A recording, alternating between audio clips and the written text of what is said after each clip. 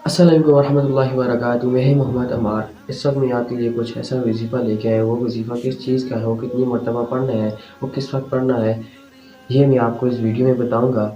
और इंशाअल्लाह की जो आँख की जो नज़र है वो कमज़ोर है, वो ठीक हो जाएगी। ये दुआ आपको 41 मरतबा पढ़नी है।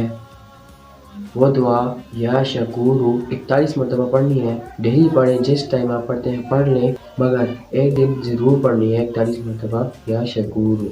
और इंशाअल्लाह आपकी जो नज़र है वो बेहतर हो जाएगी, चाहे आपने ऐनक लगाई हुई है या नहीं लगाई हुई, तो आपकी जो नज़र है वो ठीक हो जाएगी। शुक्रिया।